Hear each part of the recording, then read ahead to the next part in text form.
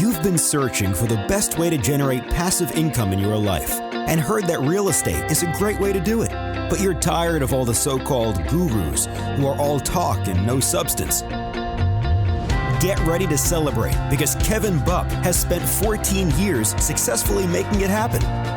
This is the Real Estate Investing for Cash Flow podcast. Now, here's Kevin Bupp.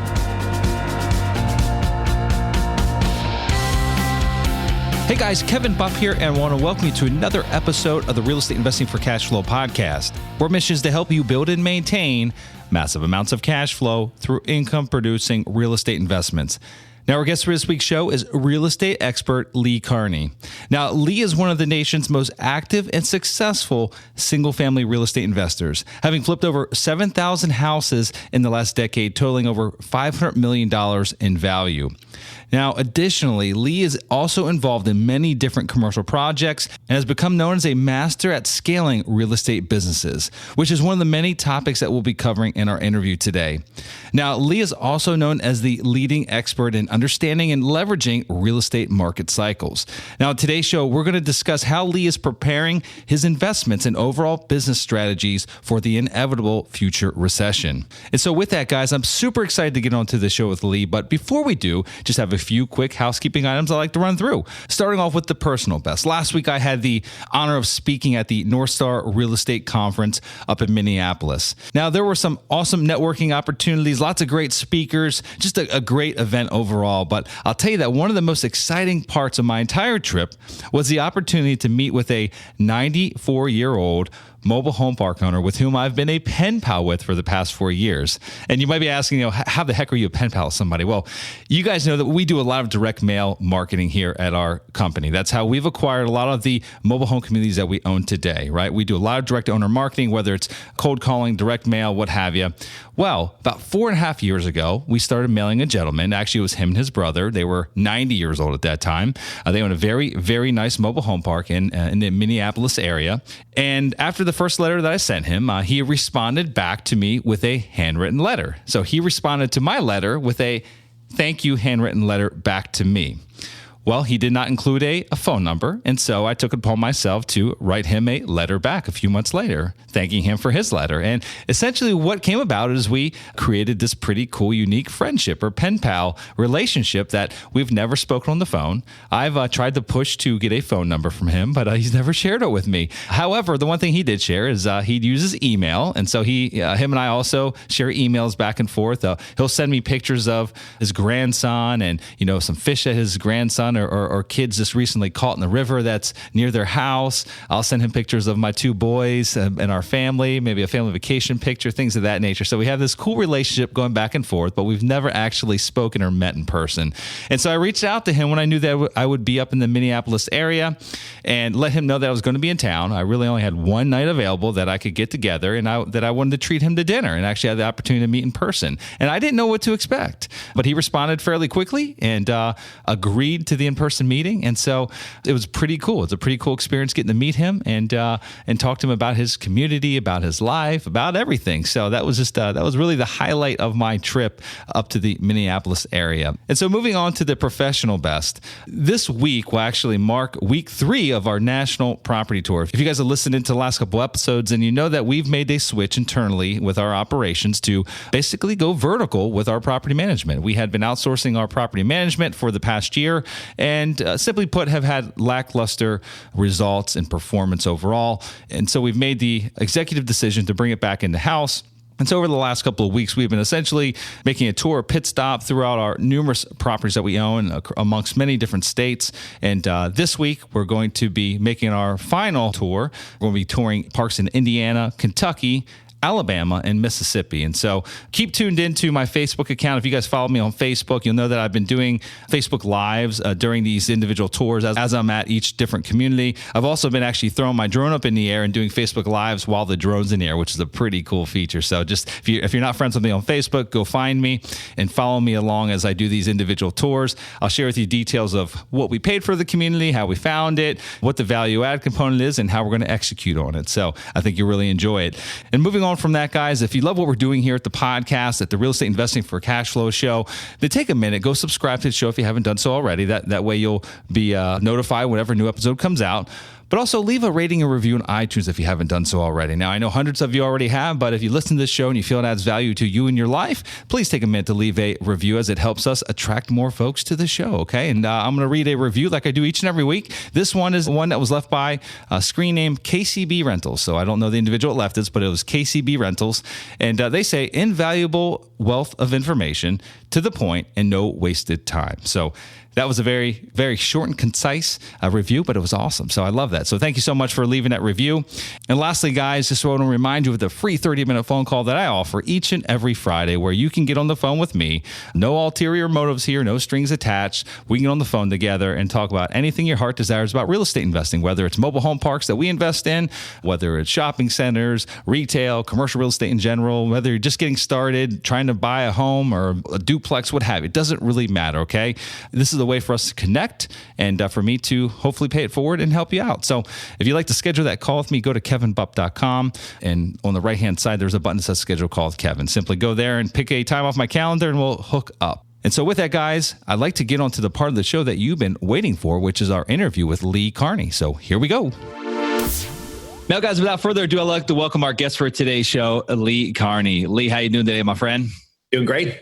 Where are you joining us from? You're local, right? Yeah. I'm in Tampa, Florida today. I'm flying out later to Miami to view a bunch of projects I got going on down there. So that's okay. Good deal. So as you guys know, I'm also in the Tampa Bay area. I was just talking to Lee about this before we started recording, that we probably have run and also currently run in some of the same circles, have some of the same acquaintances, but we've actually never met one another in person or like this either, video or over the phone. And so I'm really excited to have Lee on the show. He's kind of living in this area, based on the investment community that we have here. And so I'm really excited to talk to him about his business. And, there's something somewhat unique about having Lee on the show, in that, this show was built around commercial real estate investing. And we cover, a wide spectrum of different asset classes. I mean, I think we've had just about everything on the show: self-storage, marinas, car washes, laundromats, office, retail, industrial, mobile home parks, which is what we specialize in. And there's probably 20 more that we've had as well. And so the one thing that we haven't had are single family investors. And, there's a big reason why I want to have Lee here. Now, he is investing in commercial real estate as well. So I don't want to mislead you. He's done a lot of commercial real estate deals, but his primary business is single family residential investing. And so there's a lot to be learned from highly successful residential investors. And what I mean by that is, I feel like the residential investment space is about, and the brokerage space, the agent side of things, is 10 to 15 years ahead of where we're at in commercial. I feel like we've got a very old school mentality in the commercial side of our business. And so I stay well in tune with those that are absolutely killing it in the residential space, because I can gain a lot of knowledge and carry a lot of their activities over to our business and apply them and see great results from it. So ultimately, my goal here today is learn about Lee and his background, but also find out what he's doing, how he's achieving such large success in the residential space, and how he's been able to apply that to the commercial side of things. And so, Lee, with that, if you would, maybe take a few minutes and give our listeners a little bit more of a background on yourself and a little bit more from the investing side as well. How long you've been investing? Sure. Yeah. I originally grew up in Ireland. I moved over here in 1996, went to college, got my degree. So got my AA, got my degree, moved back to Ireland, hated it, bought a condo. And that was my first flip, by the way. Okay. I hated it so much because I got broken into a month after I bought it. And I said, this sucks, put it back in the market, made 35 grand. And then the light bulb went off and I said, I can make more money in real estate than I can in my job doing a flip accidentally. And I didn't even realize it as a flip. I just knew that dollar wise, I'd made more money than my job. So 2003, I moved to California and I said, I'm going to do this for real. So actually found a mentor, a guy I went to church with. He was flipping houses. And I said, how do you do this? Asked him a lot of questions. Probably now looking back, they were dumb questions, but I didn't know what I didn't know. Even something as simple as, he said, buy a probate deal. I'm like, what's a probate deal? If someone dies and it goes into probate, I didn't really understand what a distressed seller was. And so I just knew that probate deals were good deals. I mean, this is how elementary my thinking was. So I searched for a probate deal. It took me about 4 months, found a probate deal, bought it at the right price, made my first mistake, moved into the house while I was fixing it up. Terrible mistake. Somehow stumbled through the deal, getting electrocuted, plumbing problems, antenna falling on me. Everything went wrong. And so still sold the house, made 30, 35 grand, moved that money into another deal in California, made my second and third mistake. I moved back to Florida, tried to rehab it remotely. Terrible idea, guys, by the way. Whether it's the commercial, see the difference about commercial, though, by the way, just because that's what we're talking about a little bit here. Commercial, at least you have the scale. So you can do a deal out of state and the jobs are big enough that you can get some scale. But if you're rehabbing one house with one small contractor where you're just a one and done guy on a 10 grand or 20 grand contract, there's no scale there and you have no real leverage. And so I would recommend everyone out there, don't start off trying to rehab houses outside of your own market. And so that was my second mistake. My third mistake is I hired a friend to do it. So this 6-week job turned into a 6-month job. Anyway, a lot of lumps, a lot of bruises, but somehow I'm still making money. And what I realized looking back, and you and I were talking about this before the show started, the market was still going up back then. So I had a lot of breathing room because I was in an upward market. So 2005, moved to Tampa, back to Tampa, and I tried to find another mentor, asked a bunch of questions, found out someone who was doing foreclosures. So I said, what's a foreclosure? All the usual questions. Where is a foreclosure auction? What's a foreclosure auction? How do you buy them? Found out it was cash. That was scary. So showed up at the auction, realized it was a bunch of case numbers trading hands. No idea what these case numbers were. Finally found a lady who sold a book. Not only did the book turn case numbers into addresses, she had title searches done. So now I was winning. I was buying houses, have my title search in hand, would buy a house, get a line of credit back out and put them on credit cards. I mean, I was just bootstrapping real estate with basically no money. Ended up building a nice little empire. And so in 2 years, by the end of 2007, I had $3.5 million worth of real estate. And I would say literally like that, it just disappeared. Went into negative equity. All this equity I had disappeared. It was a couple $1 million in the hole. Ended up doing a bunch of short sales. Ended up with about 20, 30 grand in my bank account and had to start over again. So that's when I realized in real estate, and I think this applies across the gamut, whether it's commercial, residential, or really just any kind of real estate transaction. There's typically one side of the transaction to be on that's the right side, and one side of the transaction that's the wrong side. So with that being said, my view of real estate, there's always money. I don't care if the market's going up. I don't care if it's flat. I don't care if it's going down. But there is money in real estate, but you've got to position yourself on the right side of the trade. And that was a hard lesson to learn because me rehabbing houses in a downward market, I was on the wrong side of the trade for sure. I should have been wholesaling to people like me, make a few bucks and let them lose money. I mean, I know that sounds pretty bad, but that's exactly what was happening. I was paying wholesalers 5, 10, and 20 grand fees to rehab a house and lose money. And I feel stupid saying that to you now, but that's exactly what I was doing 11 years ago. And so it was good. Kind of like when you date people, you realize what you don't want. Right. It's the same thing with when I look back. This was the thing I should not do. So one big lesson I learned was I've got to do something completely different. If this is not working, what is working? And I looked around and I said, who's making money? Wholesalers were making all of the money. And I bootstrapped a new wholesale business together. And in 2008, did over 100 transactions, made almost $1 million my first year back in the saddle again. And I said, this is great. This is exactly where I want to be. I need to grow this business. So I went from doing 100 transactions a year to a couple hundred to a couple thousand. In 2013, we did over 2,600 transactions, which is an obnoxious amount of single family deals in 1 month. Or no, 1 year, sorry. I think our record month, we did over, it was some ridiculous amount. It was like 300 transactions. Actually 340, I believe it was in our record month. We just had stacks of closings every day. And that's when back then I started to sub out all my signing. I had to sign signers to just sign closing packages because it was that ridiculous.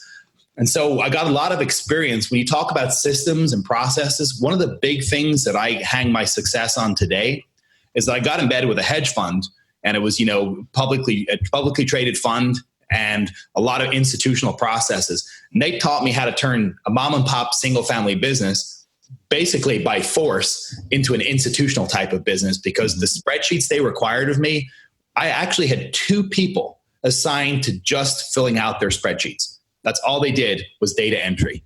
So they had these Excel sheets like this wide and this long all day, every day, just filling in Excel sheets. And what I realized is that the big guys, whether it's commercial or residential, track everything. They have data fields for everything. They track it. And that's one thing they're really, really good at. A lot of people knocked the institutions for coming in and buying single family, turning it into an asset class, and basically just destroying the markets in some cases, like driving them way up. In a lot of cases, more than what local investors thought they would be. But they didn't realize local investors' concepts like leverage, IRR. There's a much bigger picture at play here. The guys that a lot of them were in the commercial space and transitioned into the single family space, ran that up, and now they're back in the commercial space again. And I learned a lot of things about how they look at business. And here's the thing. If you move it just a few percent on hundreds of millions of dollars and billions of dollars, you're making some big, big bucks. And so it's funny. I look back at 2008 when I was hired. I was at the courthouse steps and a hedge fund tapped me on the shoulder and said, "Hey, can you start buying houses?" So I was making $5,000 a house. I did the title search and kind of ran the houses for them, made sure they were getting a good deal. And it was crazy. They were paying 90 and I would have only paid 70. I'm like, what idiots. Now I look back 10 years later, those assets are trading for $250,000, $300,000. I'm thinking, man, I just got left behind here. So I learned a lot of things from the way institutions approach business. I've tried to institutionalize my business. I think that's what makes me different. That's why we're a single family business on steroids, because we approach business with an institutional mindset. So we've got systems, we got processes, we got departments, we've got a workflow where it goes from this department, pre-acquisitions to acquisitions, into construction department, from construction back into marketing, from marketing into the closing department after we get a contract on it, and then closing to post-closing. I mean, it follows a process. You'll find a lot of single family investors, even like smaller commercial guys, just kind of fly by the seat of their pants.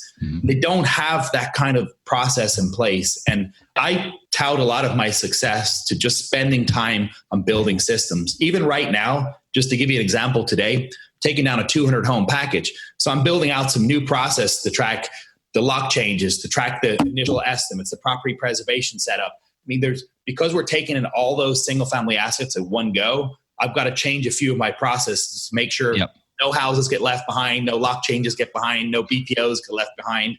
I've probably spent the last 4 days just working on systems and processes, but it's going to be set it and forget it, because as soon as I've done that work and invested that time, my team can manage the workflow. Right. Got it. And just to gain some clarity here, just to better understand your business, where it's at today, or kind of what's evolved from, are you mostly doing wholesale deals today, or are you doing more fix and flips, or equal amounts of both? Well, I can answer your question with a more detailed answer. Just there's about 5 things we're doing differently today. Because of market conditions in the single family space, we're reducing leverage. Actually, there's 6 things. We're reducing overhead, first of all, in my company. We're reducing debt. We're reducing leverage. We're reducing the level of rehabs we're doing. We're reducing the price point of rehabs. And we're also reducing the ratio of retail deals compared to wholesale. So we're trying to do more wholesale, less retail. Even that 200 home package I'm taking down, I'm not rehabbing one house. I'm going to wholesale or wholetail every one of those houses. Got it. And talk to me a little bit about the markets that you guys invest in. I mean, you're based in the Tampa Bay area. I know that you spent some time in California. I'm assuming you're not doing all of your deals here in the Tampa Bay market, correct? That's correct. Yeah, I have about 50% out of state and 50% in state. Okay. Well, let's talk about that a little bit, because systems and processes really play into the ability to do out-of-state deals, right? I mean, almost 90% of the things we do nowadays are out of state. Ultimately, I'd like to have more things in our backyard, but in the mobile home park space, a little challenging to buy things at the right price here in Florida, especially at the part of the cycle that we're currently in. And so ultimately that carries us out of state. And as you had mentioned, a lot more scalability to the commercial side of things. And so having a one-off project in New York or in Kentucky or Alabama, or wherever it might be, isn't that big of a deal when it's a $5 million property. It's just really not. Right. But talk to me a little bit about how you went ahead and scaled your business back in the early days when you started going out of state, because you made a mention in the beginning. You suggest that when folks get started in single family, definitely do it in your backyard until you have the ability to gain some scale before you consider going out of state. So talk to me about how you made that transition to working out of state. There's really not a huge difference. The big difference between outstate and something that's within an hour driving distance of your office is that you've got to have great people giving you live feedback on your projects. So we focus a lot of energy on scouts, inspectors, and agents, people that can give us live pictures, live feedback on what's actually going on in our jobs. Other than that, that's really the only difference. The systems, the processes, the spreadsheets, the way the workflow goes through our system. We do everything else the same, but we identified that a contractor out of state is not going to give you the pictures you want. The guy cutting the lawn is not going to do that. But so we hire people exclusively to just give us information. And we pay a lot of money for that. So my inspectors are probably my biggest asset on the ground out of state, because that cuts out the BS. And with today's technology, the quality of pictures, the quality of video, it's basically the same thing. It's a mindset shift more than anything. Because the reality is, if one of my inspectors goes and takes pictures, I'm still looking at pictures. The only difference is, instead of him being a W-2 employee, it's a 1099 contractor. But their only job, they don't have mixed interest. The contractor wants to get paid the most amount of money for the least amount of work. And they're trying to always cover their ass a little bit. An inspector who's paid to just take high quality pictures and give me the real story will do that. So I would say that that's probably, and even though it sounds really elementary, one of the biggest tools in our tool belt is hiring great inspectors to give us good feedback on our projects. Yeah, no, we absolutely. I mean, technology, you got to leverage it in the business today. One of the things that we do is we give every single one of our on-site property managers, which is what we have in the mobile home park space, we give them a GoPro camera and give them very specific instructions on how to use it, attach it to the car, do a 1 month, every month, once a month, they do a drive-through, very specific instructions, which direction to go, how many times to circle around. You're absolutely right. And then if we actually feel concerned about, the quality of the video, or maybe they're trying to angle the camera a different direction so we're not seeing something, we'll go hire someone literally very simply on Craigslist. Everyone's got a smartphone nowadays that's got a great camera on it, and pay someone $150, go do a drive-through, give them specific instructions so that we can see what's really happening there. So quite easy to do. Very rarely do we ever go on. I mean, we still visit, normally a couple times a year, but every time there's a potential issue or concern, we're not going on site to a property, especially if it's out of state. I completely agree with you. And it's funny when you do your first deal and you realize the only difference is that the inspector is a 1099 employee versus one of your own. It's not that scary. And that's what's cool. It opens up all 50 states instead of just your backyard. And even beyond your backyard, it opens up the entire state. It's funny, when I did my first deal in Miami, that was really scary. And I'm laughing now because, 4 or 5 years ago, that was scary. But then after flipping a bunch of houses in Miami, I said, this is the exact same thing. Then I started doing them out of state, and I said, it's the exact same thing. Now, we assess market conditions because we're trying to buy today and sell today. We want to make sure we're feeding assets into markets that are still going up. We actually look at housingalerts.com. That's one of the tools I use. And I just try to take a quick pulse on the market. And if the market's blue, I think that's the color they use, where it's going down, we don't day trade in those markets, because now you're just trying to pin the tail on the donkey on a market that's going down. So we try to operate in markets that still have appreciation. Now, some of those markets are closing. I mean, Texas is getting scary. We're seeing signs of real cracks in the armor there in Texas. So, we try to look at that stuff and not just look at it, but actually make changes where we lower our purchase price. And if we don't get the asset, no problem at all. But we're not going to continually get burnt. So our best data is our own data, which is our own historical performance, where we're making money, where we're not making money. We try to obviously buy more assets, and we can even be a bit more generous with our bids in assets classes and geographical areas where we're making money. And then we reduce our bids in areas where we either break even or we're losing money. And so that's a constant thing that's changing in our business, which is the opportunities that we chase. So it's a moving target, and we're moving with it. Yeah.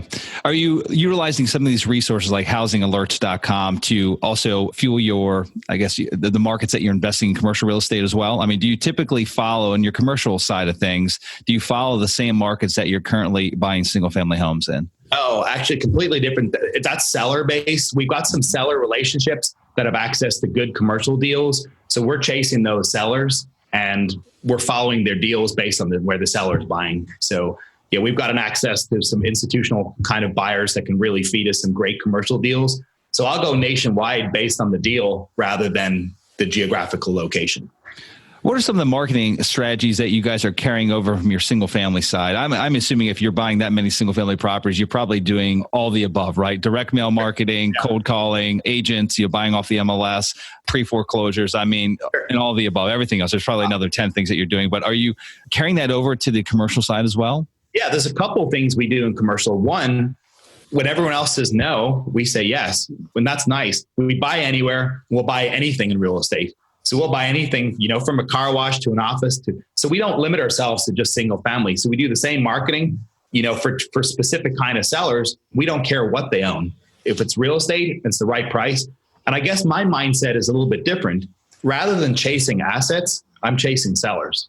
And so if the What's sellers, that mean? Help me better understand what that means. Sure. The best deals are going to come from the most distressed sellers. And the unicorn seller that everybody wants, someone that can sell, which means they're not over leveraged, someone that has to sell. So there's some sort of a distress that's forcing them down the path, whether they need to pay another bill or they're going to lose that asset for taxes or foreclosure or whatever. And then the third thing, which is obviously the stumbling block for a lot of us here, is someone that actually recognizes they need to sell. Because a lot of times you got someone who's not over leveraged. They really do need to sell, but they're burying their head in the sand. They haven't come to grips with reality and they just let the asset go. So that's the perfect seller we're looking for. Someone that can sell, someone that has to sell, and someone that recognizes they have to sell. And so I'd rather chase that kind of seller. And we direct our marketing towards that kind of seller. We don't care if they own a motel or an office building or an industrial building or a bunch of houses or one house. We found that our best deals on any kind of real estate are coming from those kind of sellers. So we really target the unicorn seller. Be more specific for me, if you could. Just how do you identify? One pot are the unmotivated. They're not in the stress. They don't need to sell. You're not getting a great price from them. Then the other bucket is going to be those folks that are the sellers that you're looking for, right? Either there's a risk of some sort, there's a motivation of some sort there, and they're the ideal ones that you want to be buying from. Give me an idea of how you guys identify that person. But I would say taxes, code enforcement are two really. They're really key. If you've got a commercial person not paying their taxes, and I would say 1 year is not a great indicator, but if there's 2 years of delinquent taxes, why is a commercial owner not paying 2 years of back taxes?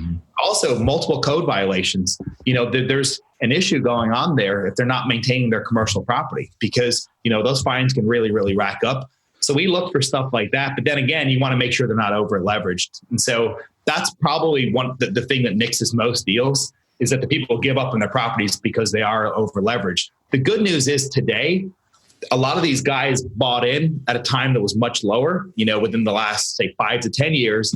There's been a good run up. So there is actually equity, but that's about to change again, where there's going to be all these people that are buying in the last 2 to 3 years, market flips the other way, and there's not going to be that same situation. So it's actually a pretty good time in commercial, because you got a lot of people that have mismanaged their commercial properties. I mean, I've seen it with a resort. I'm chasing the guy that owns 2 resorts and he's way behind money wise. I mean, we're talking millions of dollars in the hole. And so I'm going in for the kill to try to buy these 2 resorts because he's going to lose them over taxes. So I used to think that there's no way a commercial seller would be that stupid. It's only single family buyers. It's only FHA buyers. They get 100% or 97%.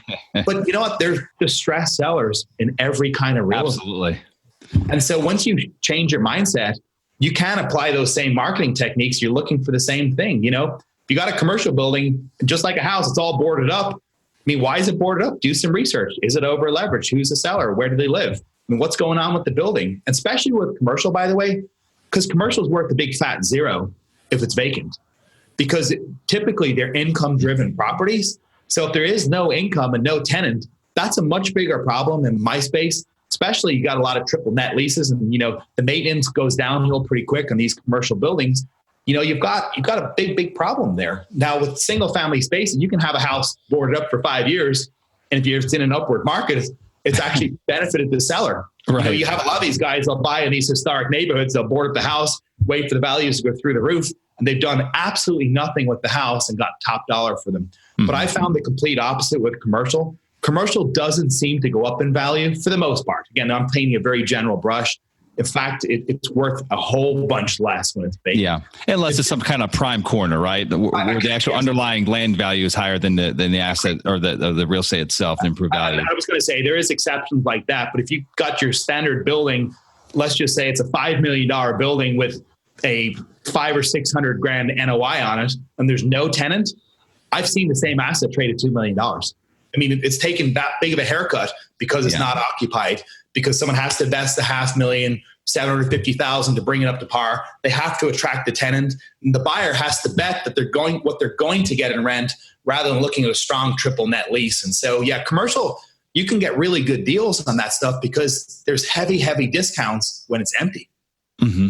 No, so absolutely. I like it, or it's mismanaged. And the good news is too, especially with the value add in commercial, you see the NOI, you got investors going, well, there's only 500 grand NOI. And you look at this thing going, these are half price tenants. I can boost this to $1 million NOI. And people don't have a lot of vision a lot of times in real estate. They just look at what's in front of them in commercial rather than what it could be. And so the value add play is huge there in commercial too. So I like all kinds of real estate, but it goes back to my original statement.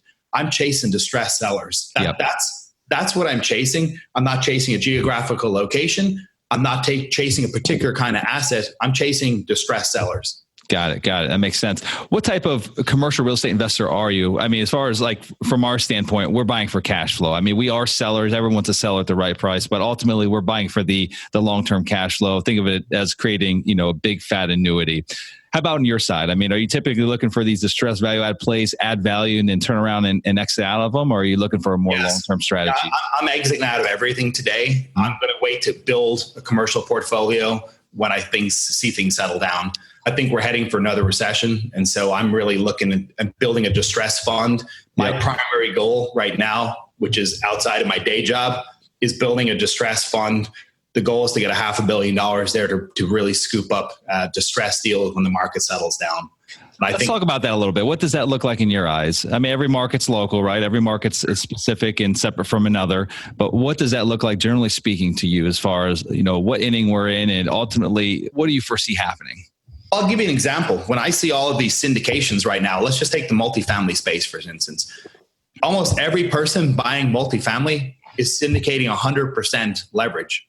In some shape or fashion, they're doing 100% at time zero. Same thing that happened in single family space. That's scary. You talk to the guys who've been around in multifamily for a long time, they're 50%, 60% leveraged. So I'm seeing a lot of new operators coming into the business, and I think they're over leveraged. I mean, if you're at time zero, 100% leverage, they're banking on the value add. I've seen guys at 100% leverage today getting into 2-year projects today in 2018. I'm like, your intended exit is in 2020, and I'm not as confident you are that this asset's going to be worth what you think it's going to be worth, or even the lending space is going to be where you think it's at 2 years from now. So I got my ass kicked in 2008. So I'm probably like, that's where I'm a little bit more conservative, and maybe the way I'm looking at things. But 100% leverage at time zero just doesn't cut it for me. I can't mentally wrap my brain around that because it leaves you no room to make a mistake. Mm-hmm. People are like, well, I'm buying it so far below value. Well, if you take all things considered, you're probably not the only person bidding on that asset. So at some point, you've bought it at what the market value is in its current condition. So you are 100% leveraged at time zero. Now, you may add value and you may get, that value add and get a cash out. And even then, I see a lot of guys, just because they can get cash out, they're taking every dollar of cash out of a property. Now, that might sound cool and sexy on Facebook, but the reality is you got to pay that money back. And also, your debt coverage service ratio is lowered the more equity you pull out. Mm-hmm. So now you've really riding the line, at a 1.2 debt coverage service ratio. That might sound great on paper, but the reality is rents go down. You got some vacancies. You got some major capex. You don't have a whole lot of room to play with. And so I want to hit on that before I forget, because I know I will forget if I don't make a mention of that. Yeah. So obviously you experienced some of the same pain that I did in 2008. I didn't get any clarity on it sounded like you had a small portfolio, but I don't know if they were mostly like you're in the middle of doing like a rehab and a flip, or if you had some rentals as well. Because of the fact that I was losing money on every rehab, I couldn't service the debt on my rentals. And also going back to my original point, I was assembling a rental portfolio at the peak of the market. And even let's just take something as simple as a gross rent multiplier. I was buying stuff at 100 or 120. So for every $1,000 in rent, I was paying 120 grand for the asset. Then at the bottom of the market, I was buying stuff at a 30 rent gross month. I mean, I was buying stuff that would rent for $1,000 for $30,000. So there was so much room there after servicing your debt.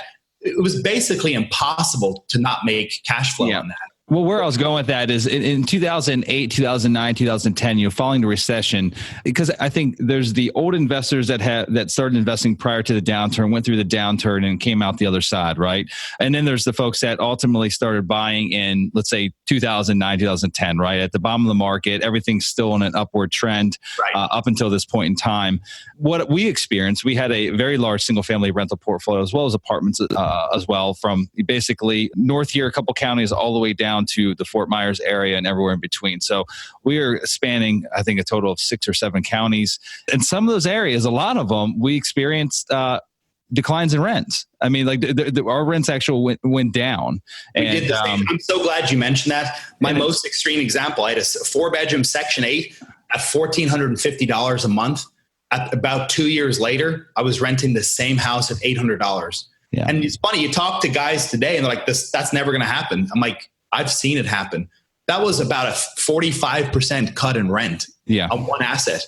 Imagine you got a whole bunch of those, and imagine your debt coverage service ratio, like I said, is 1.2 or less, which, believe it or not, there's a lot of guys buying in these low single cap rates.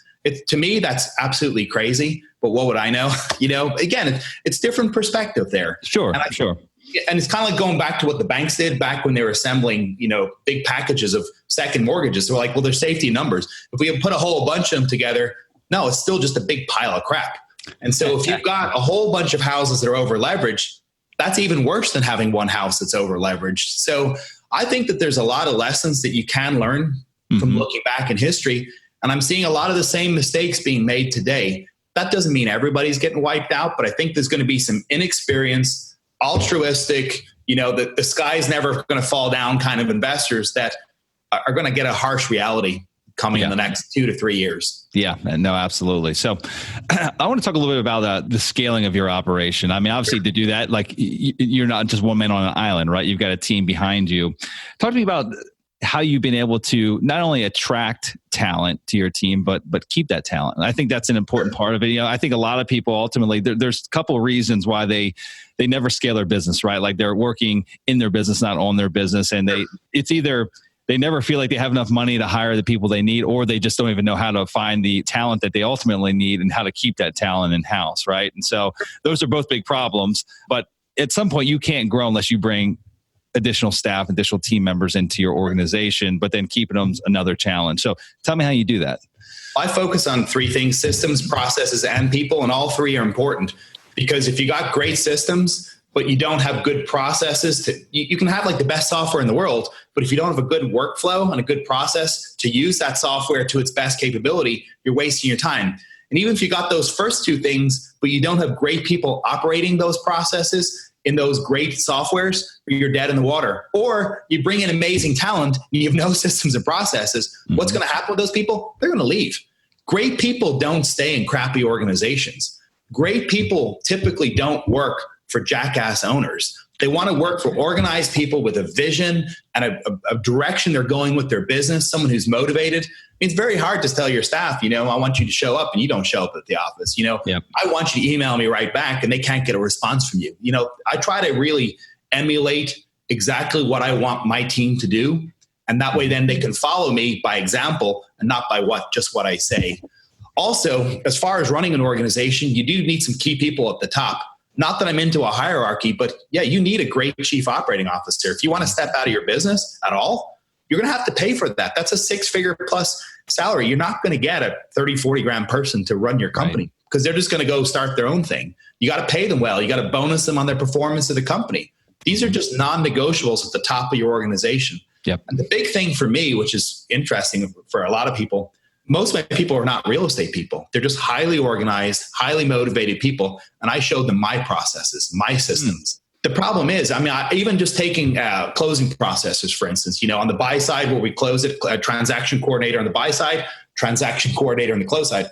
I tried to bring in title people. And what happened is I ended up with these title hags. They're like, I've been doing this 30 years and they wouldn't do it my way. And so I'm now arguing with my own staff going, I don't care what you do from a title standpoint. I care as an investor. I need X, Y, and Z to make sure I'm comfortable buying this asset so I can turn around and flip it. And so I care about different things than you. And I just found myself butting heads with people that were, the old guard in real estate, whatever their profession was in real estate. Same thing hiring real estate agents. My chief operating officer and my marketing director was a non-real estate guy. He's just trying to move assets out the door the way we do it, at the most amount of money with the least amount of headache. Yeah. Versus an agent that's trying to collect a commission.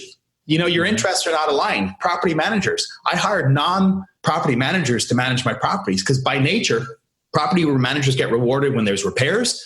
They get rewarded when there's move outs, and they like churn because that's where you make your money. Right. Now, I wanted my people to bring in great tenants that would never leave and always paid. So what did I reward my people on? You bring in people that'll pay and stay. I'm going to reward you on occupancy and payments. And so my interests were aligned. So we've had many tenants for years instead of having this constant churn because if you hire people where their interests are aligned differently than yours, they're going to work for their paycheck. And that's why I'm a big non-fan of property management, external property management. I always want to control my property management. I always want my property managers to be incentivized on the exact same page as me. Where we want to collect rent, we want people to stay. We want great tenants that will stay. Is there a specific industry where you found that you've maybe pulled the most talent from? I know that it's non-real estate related is where your best talent comes from, but is there networking? A lot of networking. Okay. Just putting my business out there. I found a lot of people came to me early on because when people see you doing something different, you attract the people that are attracted to something different. That might sound very elementary, but there's so many investors, like I said earlier, that fly by the seat of your pants. Than me that had a strategic vision of where I wanted my company to go. And we're doing gangbusters and we're growing and people are like, I want to be a part of that. And so that's what I found. Also, when I hired one great person, I said, who else do you know? And it's just like my great contractors. Typically the great electrician knows a great plumber and, you go down the line, great framer, great AC guy. Same thing with employees. I found my best employees would refer me really good employees because they're like, I like working here. So you got to create an environment that people like. And they're like, this person won't embarrass me if I bring them in. Because great people won't refer you crappy people, by the way, because they're so afraid of their own reputation. And so I hang a lot of weight on a good employee that says, you should hire this person. That carries a lot of weight with me. Also, I got away from doing the interviews myself, make sure to get multiple people from multiple departments. And I look for 3 things now. The first thing is you got to have the skill set. And as stupid as it sounds, that's the easiest thing to find. It's great to find an accountant that's great at accounting. But now to find a motivated accountant. So the second thing we look at is motivation. Someone that's not just coming and punching them. They're genuinely a motivated person. I can't force that on someone. So when they walk in the door like this for an interview, I'm probably going to walk them right back out. I want someone that's got some pep in their step that I can see by asking questions about work, about non-work. I just want to see some excitement. I want to see the lights on. I want to see someone that's genuinely happy, motivated, springs out of bed, brings the same attitude to work. So that's the first 2 things I look for, the skill set and the motivation. Now, the last thing, which for years I didn't focus on, and I'm so upset about it because I could have probably grown a much better business than I even have today, is that I didn't look for people that got along with the team. I would put so much weight on a person that was just a workhorse and was really good at what they did. Even if they just railroaded everybody in the office and were jerks, I said, you know what, they're really good. They're really good at their job. And I put up with a few employees over the years for years that did that. Now, if an employee is disrespectful to another employee, they're gone same day. They're gone the same day. They're marching to my office and they're gone. And I look for those kind of things on the way in. There's a couple key things you can look for. The hero, someone who talks about all the good things they've done in their previous jobs, or they blame other people. That's a hero, because a hero always takes credit when something goes right.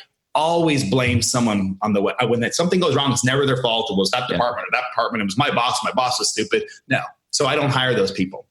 And that's another thing too. If someone says something derogatory about their former employer, I never hire them anymore. It's kind of like the tenant. The tenant that got evicted before is just going to stop paying you when something goes wrong in their life. The person who thought their previous boss was dumb is going to think you're dumb at some point.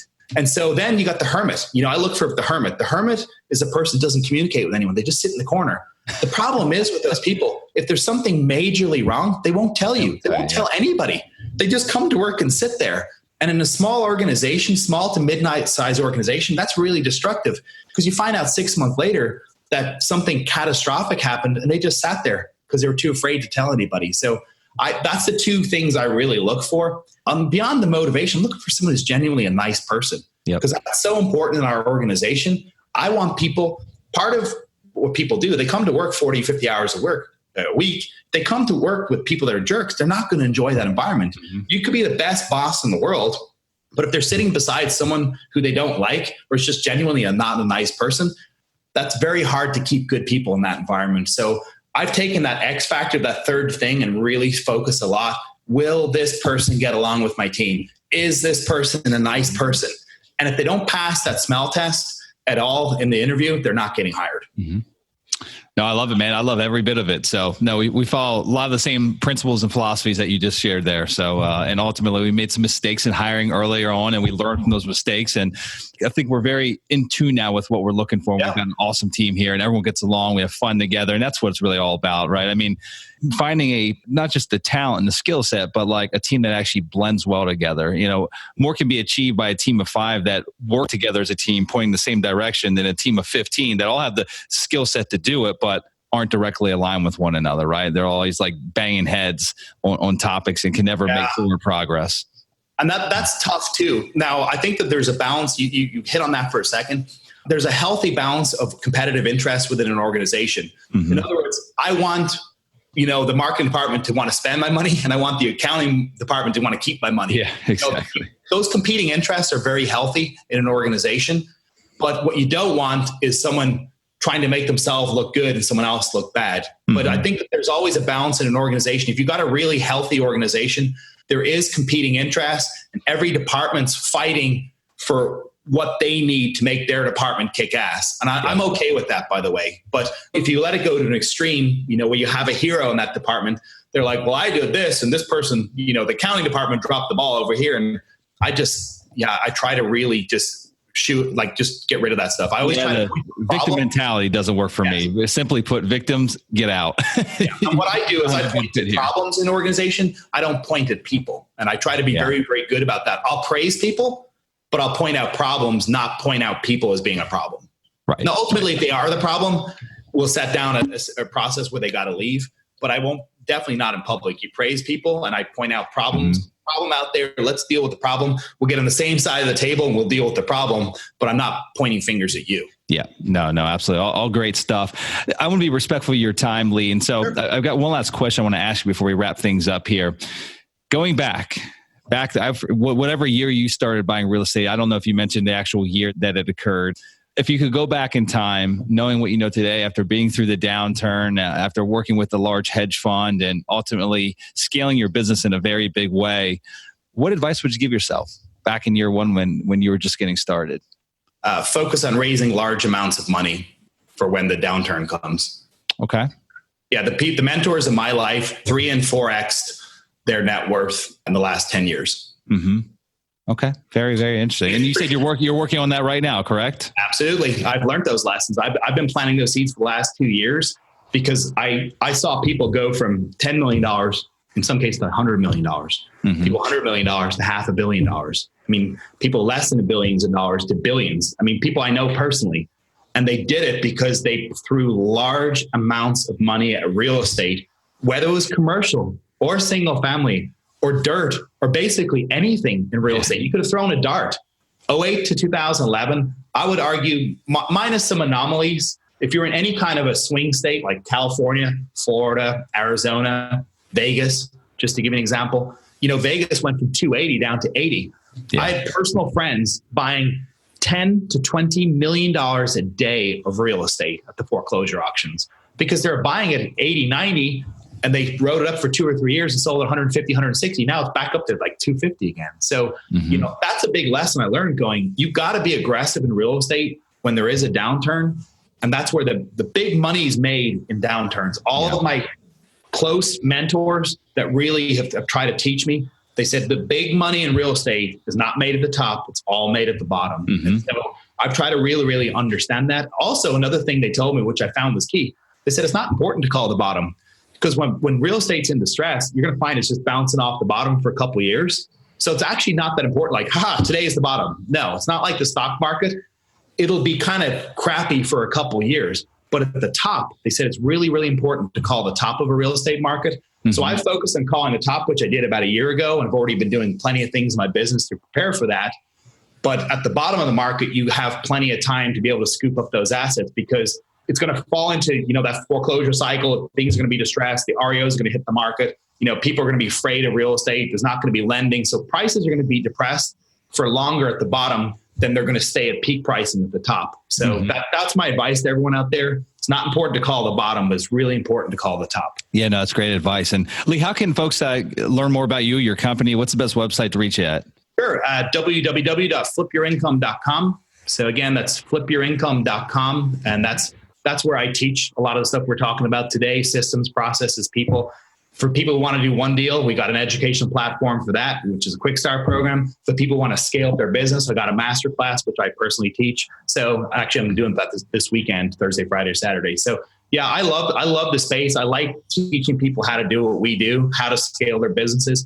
I'm passionate about real estate. I love it. I like systems. I like processes because I recognize what they can do. I actually don't really like them, but I like what they can do. Sure. Yeah, it's a pain in the ass to build them, but once they're in place and actually working efficiently, then it's a beautiful thing, right? Well, Lee, this has been a lot of fun, man. I really appreciate you coming to the show. I've definitely learned a lot. You shared a lot of great information with the listeners here, and look forward to following your success. And hopefully we'll actually be buying a ton of distressed real estate together here in the very near future, right? Yeah. That's going to happen. Downturn. I'll call you, you call me, and say today's a buying day. Yeah. We'll be back to 15 caps and 20 caps and crazy. Yeah. None of this 5 and 6 cap nonsense. I know. It's crazy. Well, Lee, let's stay in touch, my friend. Thank you again for coming to the show, and we'll talk again later, okay? Awesome. Thanks, man. Take care. Congratulations! Now you've got more of the best tricks of the trade in building massive amounts of passive income from real estate. For more amazing resources, visit realestateinvestingforcashflow.com, and we'll see you next Monday morning.